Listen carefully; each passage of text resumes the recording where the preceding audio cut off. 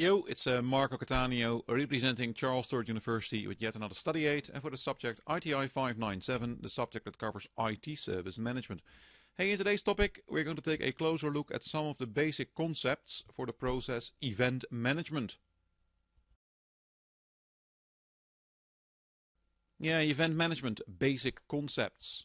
Hey, when managing the IT infrastructure environment, we're basically interested in the following things. Number one, things that are important to know or to track, and they are known as the information events. Number two, things that could have an impact when no further action is taken, and now we're referring to warning events. And then last but not least, things that do have an immediate impact, and they are known as the exception events. You can actually compare this to a traffic light. There's the green stuff, the amber stuff, and the red stuff happening. The RAG principle, red, amber, and green. Things are okay, things are so-so, and things are not okay at all. So yeah, that's the intro to some of the basic concepts here. So here are some examples of informational events or information events. Let's see. First of all, they're actually known as events that signify regular operation. In other words, nothing is wrong, everything is okay, but we still need to know of certain things. For example, the batch job has been completed. The backup was successful. A user just logged on. An application just started. Email was properly delivered. Access was granted. A document just modified by someone. A connection has been established. And a URL has been visited. So it's just information that you need to know of for whatever reason. Maybe the auditor needs to have access to this information afterwards. So they are known as the information or informational events. Now, when stuff is okay, that's easy. When stuff is broken, that's also easy to detect. It's actually the warning events, and they are the difficult ones. The warning events are events that signify unusual but not exceptional operation. So it ain't broken, but it's also not completely okay. Some examples: the batch job, it actually finished, but it took 10% longer than usual. And why? We don't know as yet.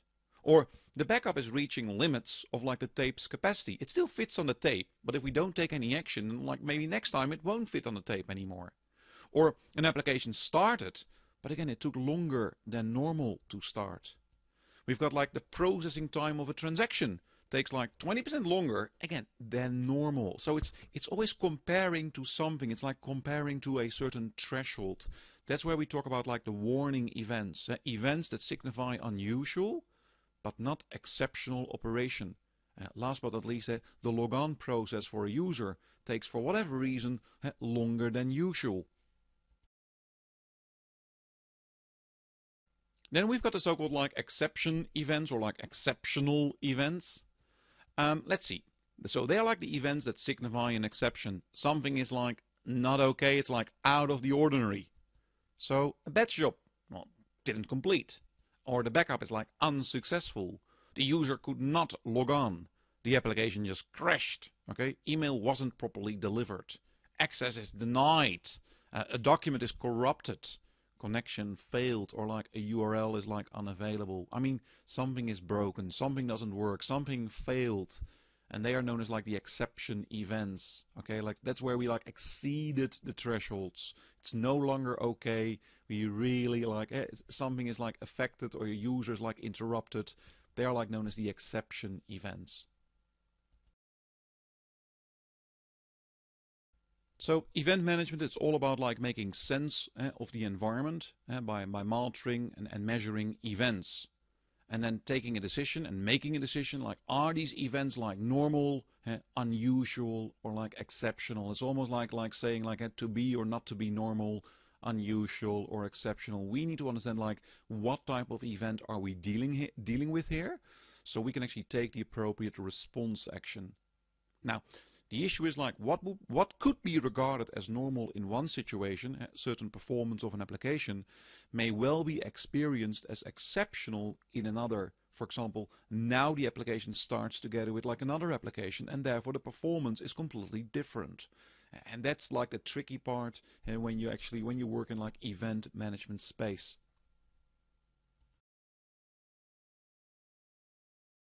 Also realize that each type of event, it relies on the communication of a message of some type. It may be like a notification, it may be an alert sent to someone's like mobile phone, and the backup didn't like run properly, so here you've got a message. So realize if you talk about communication, there's always like a sender and there's always like a receiver, otherwise there wouldn't be any communication. Yeah, practice what you preach. Of course, it's all about understanding some of the basic concepts for the process event management. Hey, perform a bit of research on the following topics. SNMP, the Simple Network Management Protocol.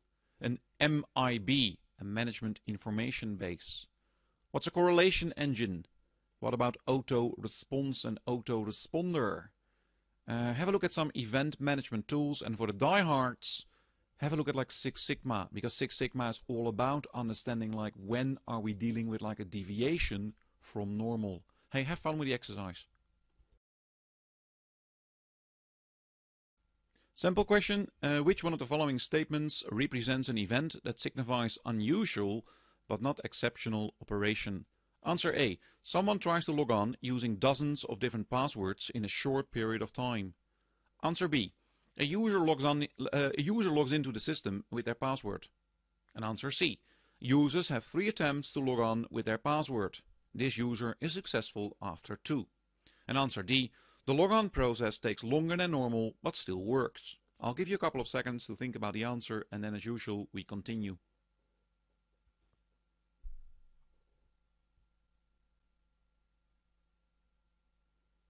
Yeah, a bit of a tricky question.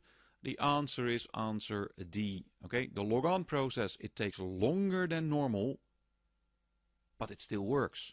So it operates, it's operational, but there's something unusual going on. And that's typically where we talk about like an event that signifies unusual but not exceptional operation. In the next topic, we're going to define and explain the objective for the process request fulfillment, all part of service operation. Hey, until then, live long and prosper. Nano, nano. And as always, I'll be back.